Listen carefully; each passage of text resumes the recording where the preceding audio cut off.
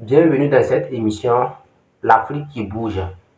Lors de cette émission, nous parlons régulièrement des entrepreneurs à succès, des entrepreneurs qui ont un impact considérable dans le continent africain.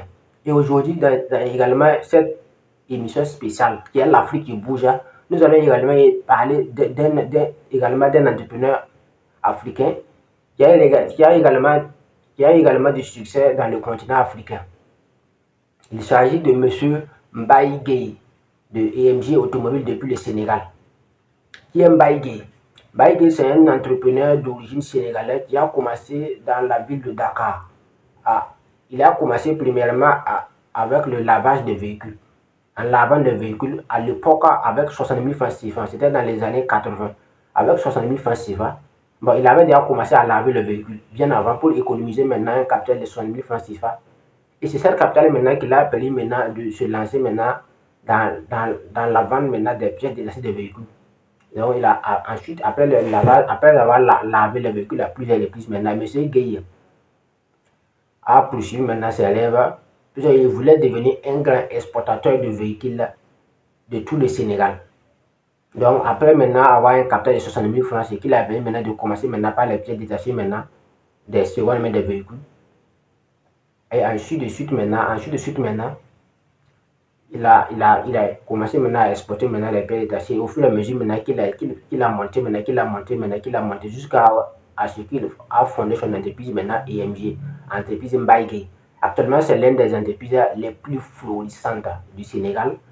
Actuellement, sa boîte est évaluée à plus de 45 milliards de francs CFA.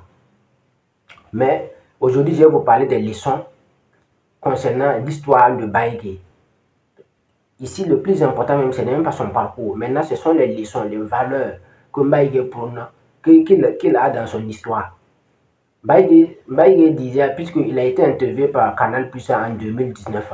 En 2019, Canal Plus a fait une interview sur lui avec toute sa famille. Donc, Mbaye Gueye disait que l'un des éléments les plus importants dans lui, son succès, c'est la confiance en soi. Ne jamais croire que tu ne peux pas. Tout ce que l'être humain peut imaginer, l'être humain peut le concevoir. Donc, c'est cette confiance en soi qui lui a permis, même étant en lavant le véhicule, en lavant les voitures des gens, 1000 francs, 500, 250, lui avait le rêve de devenir un grand entrepreneur du Sénégal, de devenir un grand exportateur de véhicules du Sénégal. À l'heure actuelle, l'entreprise Mbaye Gueye est évaluée à plus de 45 milliards de dollars. Donc, l'une des premières leçons à tirer concernant l'histoire de Mbaye Gueye, de EMG Automobile, est la confiance en soi. La confiance en soi est l'un des éléments les plus importants. Parce qu'à un certain moment de la vie, personne ne va t'encourager, personne ne va te motiver. Tout le monde même autour de toi-même va te dire que tu ne peux pas, qu'il faut abandonner, que tu ne pourras pas. Donc, mais ce qui va te permettre de rester sur le cap, c'est la confiance en toi. Mais si tu commences de douter de toi seulement, c'est au fur et à mesure maintenant que tu vas commencer à lâcher et bon, tu vas forcément finir par te décourager et puis abandonner. Donc, l'une des premières leçons qu'il faut tirer de l'histoire de cet entrepreneur africain qui a réellement un impact considérable au Sénégal et en Afrique d'une manière générale est la confiance en soi. Donc la confiance en soi est l'un des éléments les plus importants, c'est ce qui détermina réellement votre réussite dans le business. Et l'un des deuxièmes leçons à tirer de l'histoire de Mbaye Gueye est que l'argent, on ne peut pas gagner l'argent de façon facile. Ça, c'est un élément extrêmement important que Mbaye Gueye a soulevé dans son interview avec Canal+. Mbaye Gueye a dit que sa mère lui avait dit à l'époque que si quelqu'un te dit que ça sera facile, il ne faut jamais écouter cette personne. Rien ne sera facile, tout sera de façon difficile. Voilà, aucun succès ne peut être, personne ne peut atteindre un certain niveau de succès dans la facilité, ça ne fonctionne pas. Donc tout va être difficile, donc tu dois être préparé mentalement et psychologiquement que ça sera difficile. Mais la bonne nouvelle est que ça en vaut vraiment le coup. Donc c'est pourquoi Mbaye Gueye disait que sa mère lui disait à l'époque que ça ne va jamais être facile. Ça va être toujours difficile, ça va être toujours compliqué, tu auras des challenges. Elle a même expliqué que quand lui voulait importer le véhicule, il y avait déjà le colon, il y avait déjà les Occidentaux, qui importaient les véhicules depuis le Sénégal. Donc lui, il était venu trouver un marché qui était corrompu par des Occidentaux depuis une soixantaine d'années. Mais ce qui lui a permis de ne pas abandonner, c'est les conseils de sa mère qui lui disait que rien ne sera facile, rien ne sera gratuit et rien ne sera facile. C'est l'un des conseils que lui a adopté dans sa vie. Donc lui, il savait que ça allait être compliqué de venir dans un marché qui a été contrôlé par les Blancs depuis 50 à 60 ans. Mais lui n'a jamais abandonné parce que lui sait que ça allait être difficile, ça allait être éprouvant de faire face à ces colons, à ces géants. Non seulement sur le plan de la logistique, tu ne peux pas le conquérir. Sur le plan de tu peux pas le conquérir. Ce sont des gens qui exportent des milliers de véhicules. Donc toi, tu viens de débuter avec quelques millions de francs CFA. Tu ne peux pas faire la concurrence avec eux. Sur le côté des prix, ils vont t'écraser. Mais ce que lui a permis de tenir seulement est que sa mère lui avait dit que rien ne sera facile et rien ne sera gratuit. Si quelqu'un te dit que c'est facile, méfie-toi de la personne. C'est ce que Mbaye a dit, que c'est le conseil qui vient de sa mère. Donc, cette conseil lui a vraiment sauvé dans son parcours entrepreneurial. Donc, à chaque fois que lui voyait des défis seulement, à chaque fois que lui rencontrait des défis, lui rappelait toujours des conseils de sa mère, qui lui disait que rien ne sera facile, rien ne sera gratuit.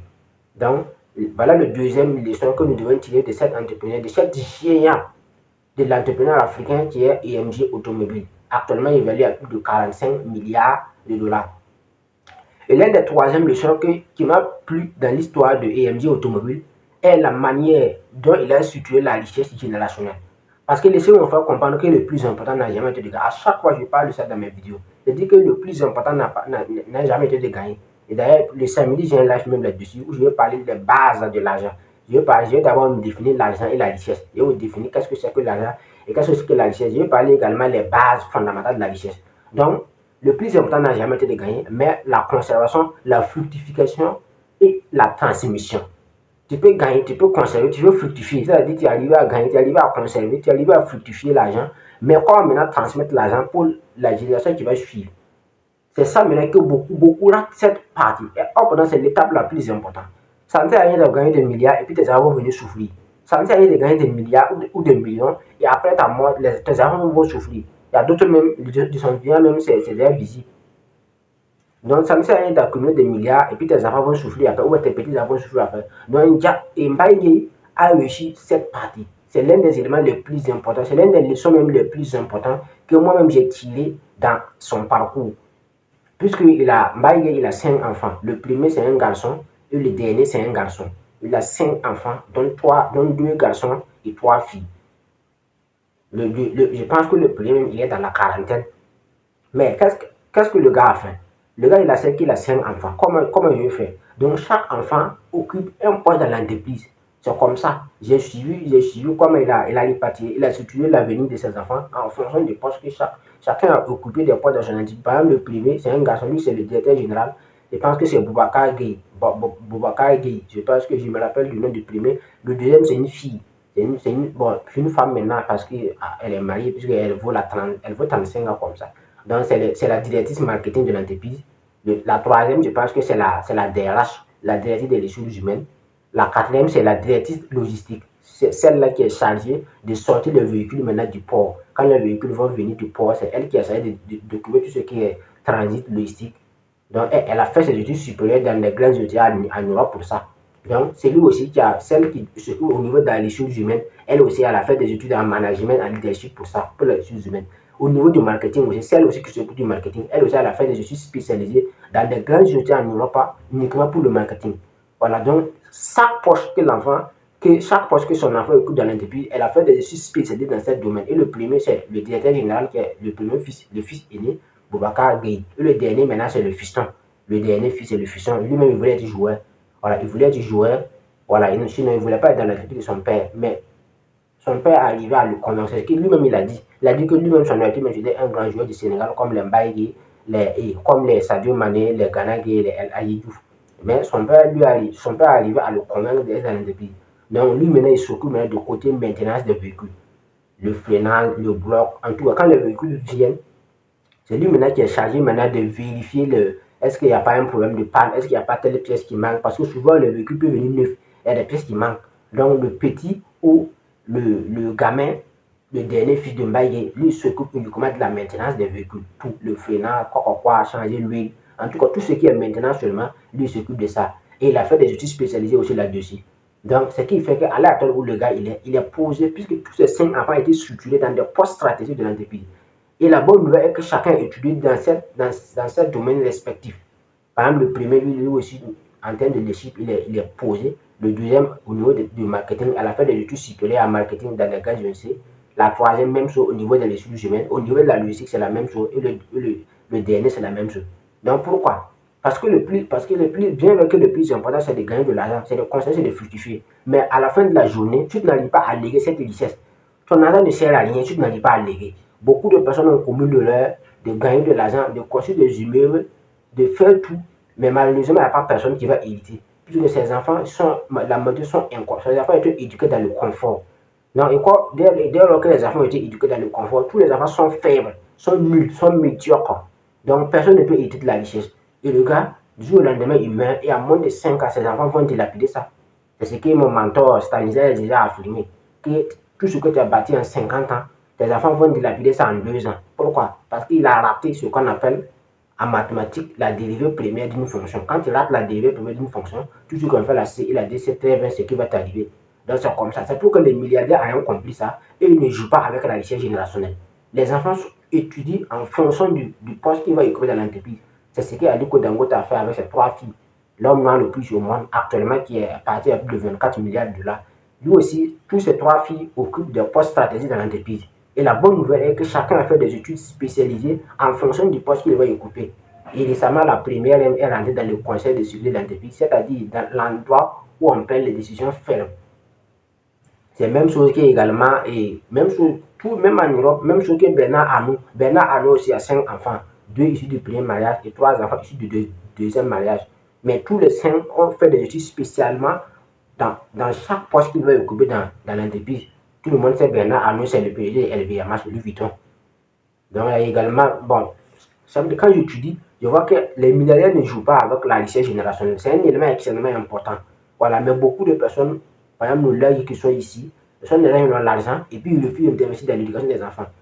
Tu as eu des millions, envoie tes enfants en Europe, ils vont étudier le commerce, ou bien aux États-Unis, ils vont aller apprendre le marketing, et puis venir prendre à l'élève. Non, le gars, il ne s'inquiète pas. Il passe son temps maintenant à accumuler les magasins. Bon. Donc, voilà la troisième leçon que j'ai tirée de l'histoire de cette milliardaire sénégalais, de cette géant de l'industrie automobile du Sénégal, est la manière dont il a préparé la richesse générationnelle. Parce que cela est extrêmement important. À la fin de la journée, personne ne veut voir ses enfants ou ses petits-enfants souffrir. Personne ne veut voir ses enfants souffrir dans la misère. Or, pourtant, tu as eu des milliards. Ça va te faire mal. Même dans ton tombe, tu ne pourras pas reposer en paix. Tu ne pourras pas reposer en paix si et seulement si tu as eu des milliards de ton vivant et 5 ans après, tu es mort et puis tes enfants ont tout dilapidé. Pourquoi? Parce que les enfants n'ont pas été préparés mentalement et psychologiquement à hériter de cette fortune. Donc Mbaye ayant une vision à long terme, il a planifié tout. À l'heure actuelle, en tout, il est dans la soixantaine. Il a 65, 66, 67 ans comme ça. Mais même s'il meurt aujourd'hui, il est serré. Le gars, quand il parle, tu sens qu'il est serré dans sa vie. Il n'est pas saisi parce qu'il a déjà préparé mentalement la génération qui va hériter de l'empire. Et cette génération aussi a le droit de léguer ça à ses enfants. Parce que, bon, là, sûrement, il a des petits-enfants actuellement. Donc, de son vivant, il voit déjà ses petits-enfants qu'il va encore former avant de partir. Parce que le premier même est dans la quarantaine. Le premier fils est dans la quarantaine. Donc, un homme de 40 ans, naturellement, a une femme et des enfants. Même la deuxième et la troisième, chacun, ils sont mariés tous. À part le dernier qui est en séparation. Le dernier enfant, je pense que donc, je pense que tous ces enfants sont mariés, toutes ces filles, bon, puisque la deuxième a 35 ans, 33 ans, donc je pense que toutes ces filles sont mariées. Donc, il aura la chance de côtoyer ses petits-fils et les former également à copier le comportement de leurs parents. Donc, ce qui va naturellement les profiter. Donc, voilà ce que nous voulons tirer. Voilà ça, c'est l'histoire d'un entrepreneur, d'un géant de l'industrie africaine, de l'industrie automobile africaine, plus précisément au Sénégal qui a commencé de rien, un peu de rien, puisqu'il a déjà commencé en lavant le véhicule. Et dans le lavage de véhicule, maintenant, il a pu amasser des capitales. Et maintenant, à part de 60 000, maintenant, boum, actuellement, EMG a évalué à plus de 45 milliards de francs CFA. Donc, voilà ce que nous voulons. Je voulais partager dans cette émission du milliardaire sénégalais Mbaye. Donc, dans une prochaine vidéo, je parlerai également d'autres milliardaires en Afrique qui ont également un impact considérable dans le continent africain. De laisser connaître dans cette émission qu'il y a l'Afrique qui bouge. Et ensemble, l'Afrique va régner, l'Afrique va dominer le monde, l'Afrique va imposer sa domination au monde.